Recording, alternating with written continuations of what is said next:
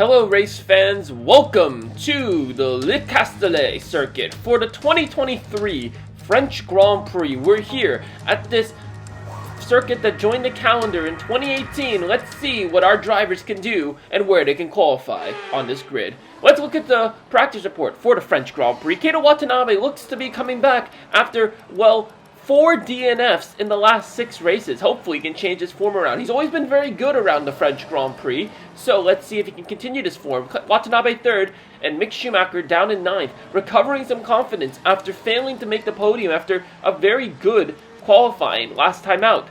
Keita Watanabe and Mick Schumacher were very close together in practice 3. The setup that Watanabe is running is minimal downforce because of the long straights at Le Castellet, which could promote overtaking into the chicane through the middle of the Mistral Straight and into turn 1. However, while Toyota were able to identify the part that went wrong in Canada, again, they were unable to determine why that happened. So it is a little concerning now for Watanabe, because while his championship is pretty much in the mud, Toyota's is also as well. No upgrades are brought by any of the other teams, and no rain is anticipated for a weekend. Through the turn 15 we go. Watanabe down. Now that's just a power down the straight. DRS wide open as he attempts to cross the line. This looks to be a decent time overall. Crosses it, and it's P2, just ahead of his teammate. Sunny skies now. The overcast conditions have seemed to recede, but Watanabe has a terrible exit of the last corner, and it seems he's not going to improve on his time, but he will make it out of Q1 along with Schumacher.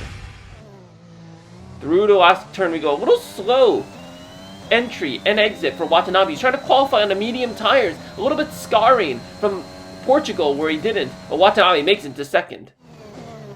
On the set of softs now, Watanabe currently outside of Q3 in the drop zone, but he powers down towards the line. Let's see where he can go. His teammate is 10th, crosses it, and Watanabe makes it through, but at the expense of his teammate Mick Schumacher, who fails to qualify for the first time this season into Q3. He misses out by 0.3 of a second, but Watanabe's time pretty much eliminated his team, and Lance Stroll, here we go, about to head towards the line now. DRS wide open as Watanabe powers through. Can he make it? No improvement. Towards the line we go. A little wide out of the last corner, but this is a far better lap time than his first one of Q3. 9/10 up. Now a second up on his previous time. It's going to be a stonking time. Where's that put him? Puts him P6 overall. So Watanabe, not a great qualifying in comparison to the past few he's had. However, in P6, and in a track where you can find ways to overtake around, Watanabe will surely be willing to put some pressure on. Welcome race fans, bonjour, and welcome to Le Castellet here at Paul Ricard for the French Grand Prix of 2023. This circuit, don't let the colorful lines blind you from what no doubt will be a great race. Keep your eye on the cars, not on the lines, because here is where the drivers will be trying to go off the racing line to see if they can pull some moves. Here we go around the famous Paul Ricard circuit, an historic venue here in the French countryside. Some very good places to overtake, including turns 8 down the Mistral Straight and into turn 1. However, drivers will have to try to stay close amidst the dirty air through the 3rd sector, as making sure that they stay close will ensure that they will have the DRS heading down the main straight. Here we go to the starting grid of the French Grand Prix, and Toyota. This is a venue where they have had some success in the past. However, they'll be trying to turn things around, as the last few races has not proven to be good for them, as their engine concept seems to be massively flawed. But here we go. Here's your starting grid for the French Grand Prix. Valtteri Bottas snags pole position, and Max Verstappen P2 on the grid. Front row, Max Verstappen looking to recover and continue his form. Perez 3rd, Hamilton 4th, Norris 5th, and Watanabe 6th. Then Daniel Ricciardo 7th, Carlos Sainz 8th, Charles Leclerc 9th, and Mick Schumacher gets promoted to 10th on the grid. Then Esteban Ocon 11th, Gasly 12th, Russell 13th, and Stroll 14th. With Giovinazzi 15th, Vettel 16th, Latifi 17th, and Yuki Tsunoda down in 18th place. And it's Marino Salta 19th, and Fernando Alonso down the order with a grid penalty. Nikita Mazepin 21st, and Zhou Guanyu down in 22nd place. Here we go. There's your starting grid, mes amis. Let's go and see where this race can go from here. 5 red lights. Our drivers are raring to go. here in France. It's lights out, and away we go. It's a brilliant start from the both two Red Bulls. Sergio Perez cuts across Valtteri Bottas. He's side by side with his teammate, and he's down to turn 1. Keita Watanabe dives on the inside of Hamilton, who's had a poor start off the line. Both Mercedes struggling off the line, and Watanabe makes up a place on Lewis Hamilton up into P5. Let's look at the race start. You can see Lewis Hamilton in P4, and he just gets completely bogged down. He gets swarmed by Lando Norris on the left, and then on the right, Keita Watanabe's alongside. Hamilton manages to gain back some of the start that he lacked, but that was a brilliant move down the inside of turn 2. But here we go, of turn 1. But let's see. Look at that start from Max Verstappen. But Sergio Perez had an even better start off the line. But Max Verstappen down the inside and seizes the lead of the Grand Prix. Here's the view from Valtteri Bottas' cam, and you can see he gets bogged down in the initial and even in the second phase of the start. And he gets swarmed by the two Red Bulls, and he loses 2 positions before the first corner. Not the way to start the race. Sergio Perez, look at that start. No wheel spin at all. Just rocket ships off the line, and that is the start that he'll no doubt want to replay. However, a little bit tight between his teammate Max Verstappen. Hard, but I do think it's fair racing. Here goes Lewis Hamilton out of turn 9. He's barreling down towards turn 10. Surely not an overtake through this fast right-hander. Watanabe gets squeezed out, and that is a scintillating move from Lewis Hamilton, and Watanabe loses the place.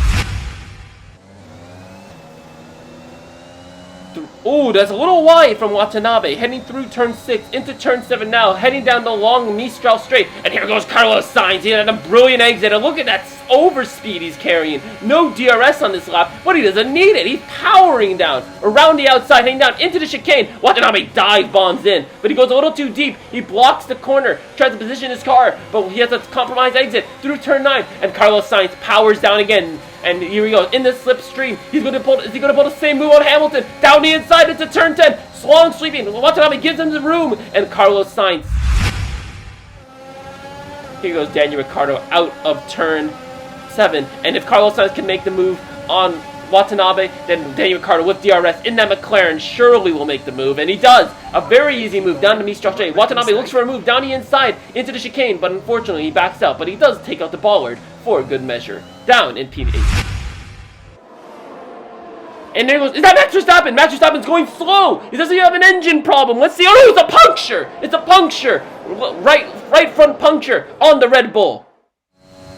Let's look at the replay. He goes through turn 11 into turn 12 we go. It's a bit of an abrasive circuit, but that's really odd. The tire, you can see it just delaminating right there, but that's a really odd place. The tire.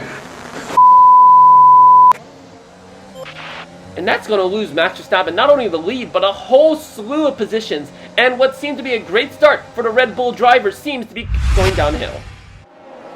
Here goes Watanabe into the pit lane on lap 5. Those soft tires do not last long around this circuit. Very abrasive track surface here in France. But Watanabe enters the pit lane with Carlos Sainz just ahead of him.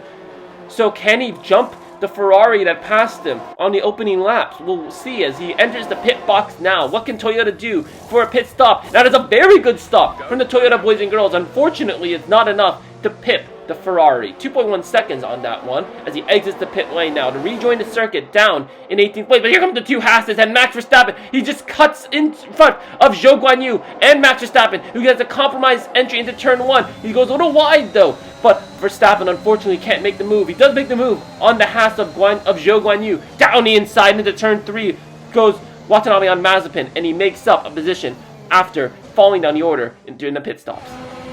Let's look at the replay. You can see Nikita Mazepin heading down the straight. Watanabe unable to cut across him because of the overspeed that Haas has. While it is a slower car, Watanabe was compromised in the pit. Here we go, down the start-finish straight we go. Charles Leclerc and Daniel Ricciardo pit on his lap. He pips the Ferrari, but is unable to pass Ricciardo. So unfortunately, the undercut failed Watanabe in this instance.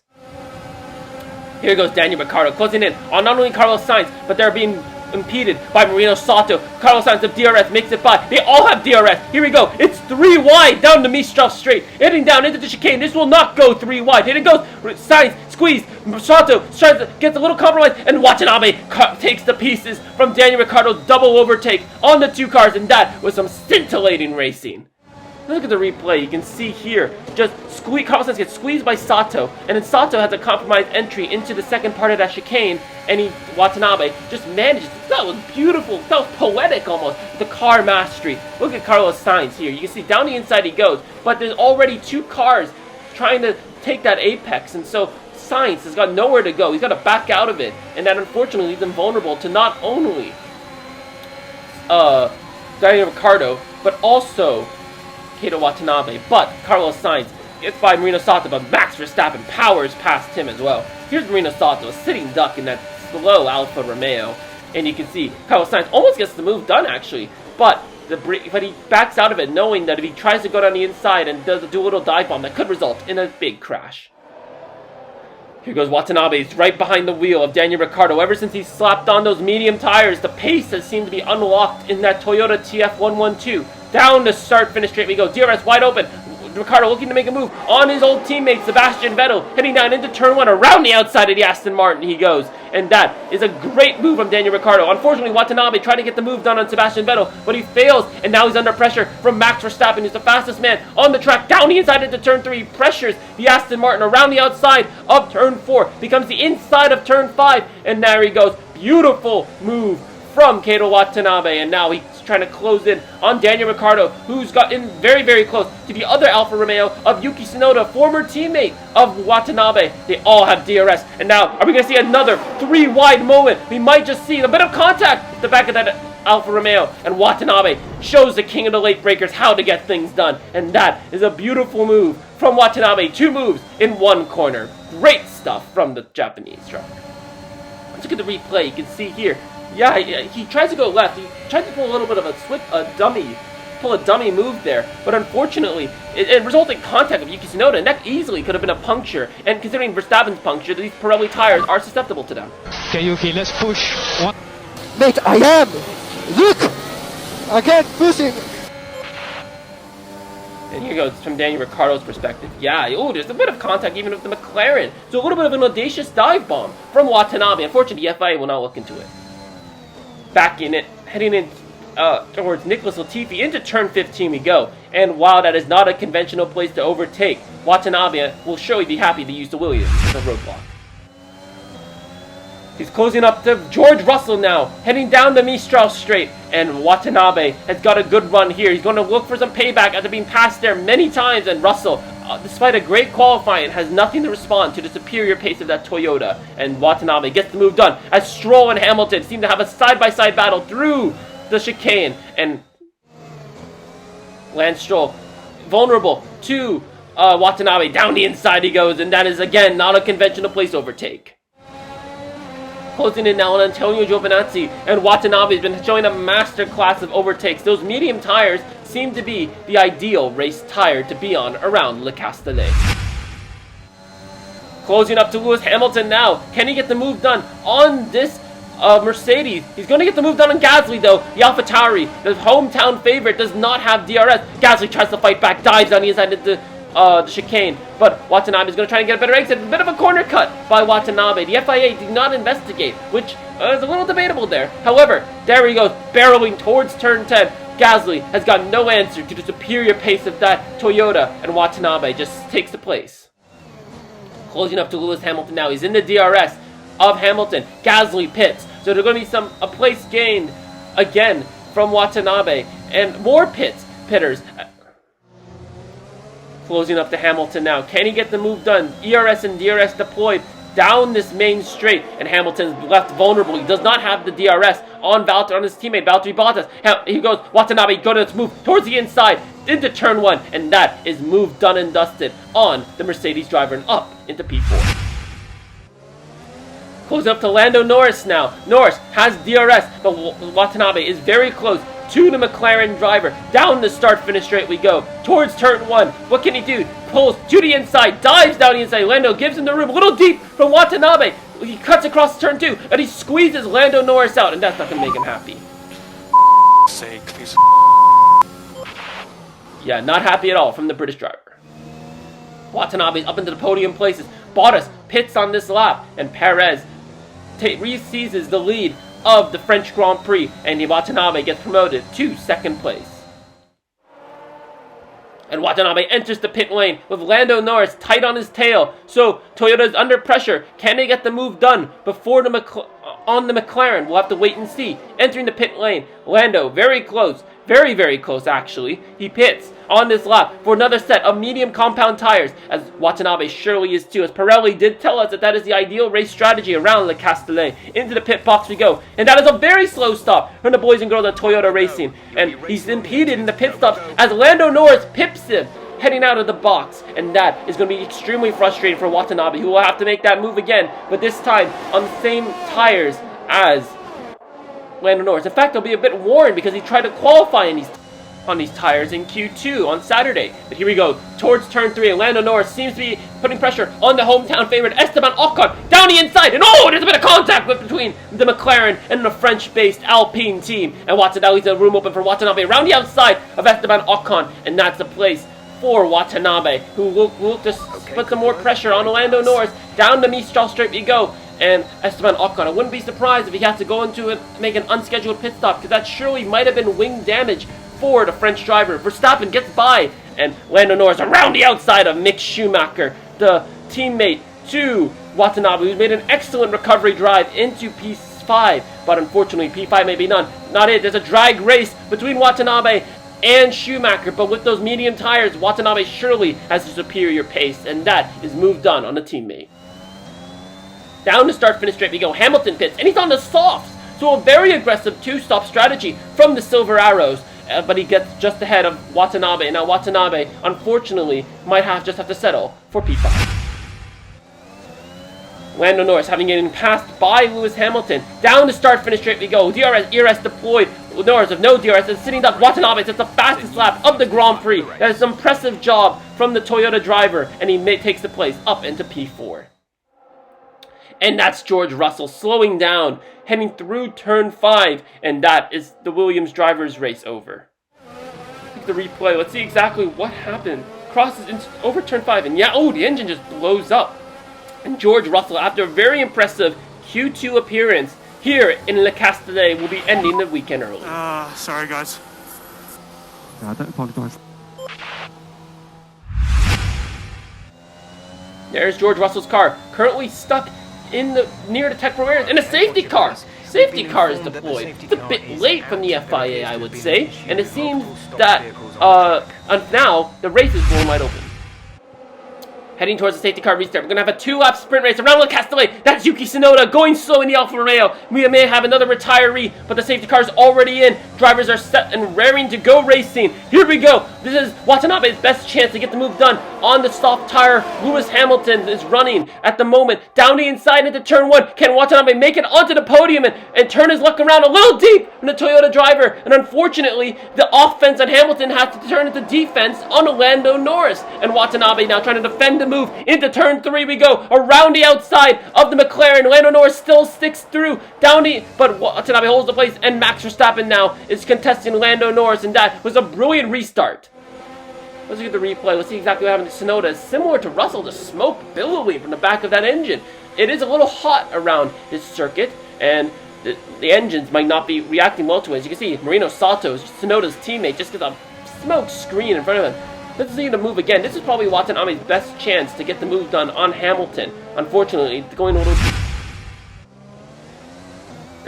Valtteri Bottas, after a poor start, it doesn't matter where you start, it's about where you finish. And Valtteri Bottas takes the checkered flag to win the French Grand Prix by Keita Watanabe. While it's not a podium, who will be happy to add another finish to this season. Is this going to be a turnaround in reliability for Toyota Racing? We'll have to wait and see though, but for now, he will take that result and a race finish. But Valtteri Bottas seizes the lead over Max Verstappen and he exploits Verstappen's poor unluck with that puncture, and he takes P1. Sergio Perez P2 after a brilliant start off the line, and Lewis Hamilton, after a poor start as well, recovers the 3rd overall. Mick Schumacher into the points again. Great results from the German driver. However, his seat is under question, as Toyota has revealed that perhaps with all the money they spent on reliability, they may not have enough to pay the German driver's contract. Keita Watanabe pips Carlos Sainz and Mick Schumacher in the standings again. He's got a long way to go to make it up into the top 5, though. Hopefully, he can see his form turn around. And no change, really. In the constructors, Toyota very far behind McLaren.